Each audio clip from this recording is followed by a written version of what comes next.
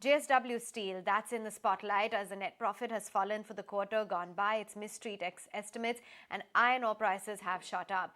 Seshagiri Rao is a joint managing director and group CFO at JSW Steel who joins in to put a little more perspective on the quarterly performance. Thanks much for taking time out. Now, after several months of a decline, we've seen steel price hikes finally coming through after the China reopened. So what is your outlook on where you see steel prices headed?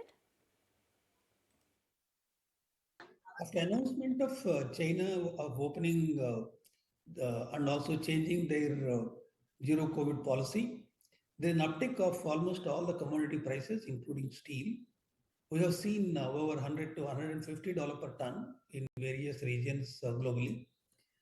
After that, we also have seen some increases in the local market, in the Indian market. If I today look at the landed cost of imports vis-a-vis domestic prices, landed cost of the imports is at a premium compared to the local price by at least 5 to 6%.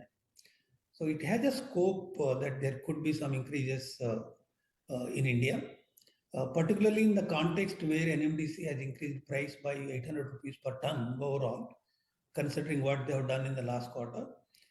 So with that, the coking coal prices also, we have seen an uptick in the international markets. So all this together, there is a scope for increasing the steel prices in this quarter.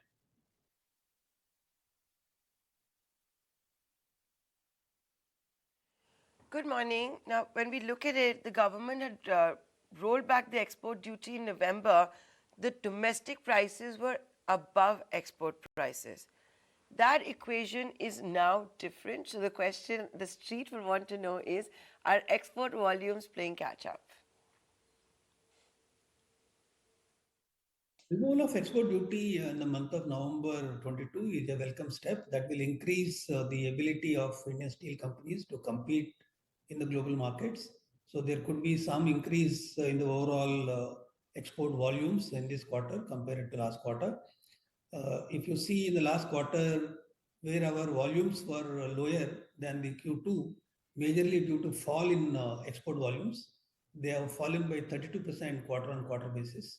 So I think we'll be able to do little more exports than what we have done in the last quarter to reduce our inventories. Something else that we've seen in the third quarter, and that is that both the prices of coking coal and iron ore have fallen.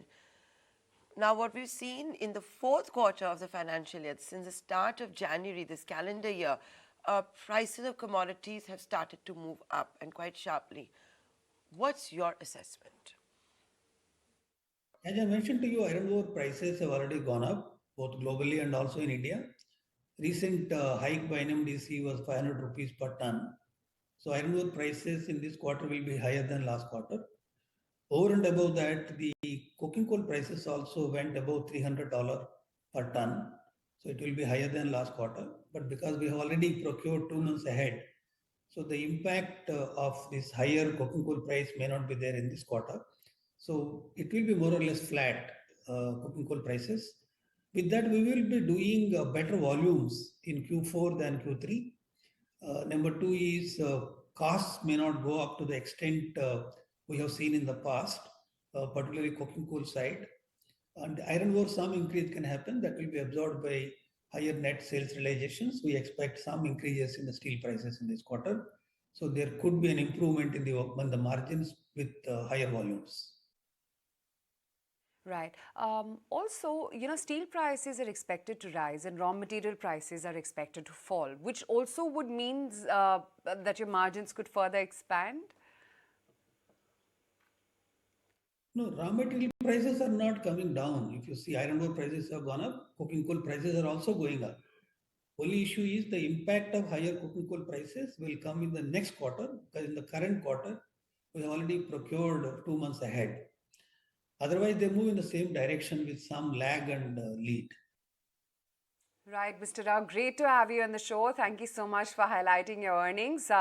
We're going to take a very quick break with news that the markets have settled in 0.5% higher. It is green on the screen, 18,150 in the penultimate week to the budget and, of course, expiry week as well.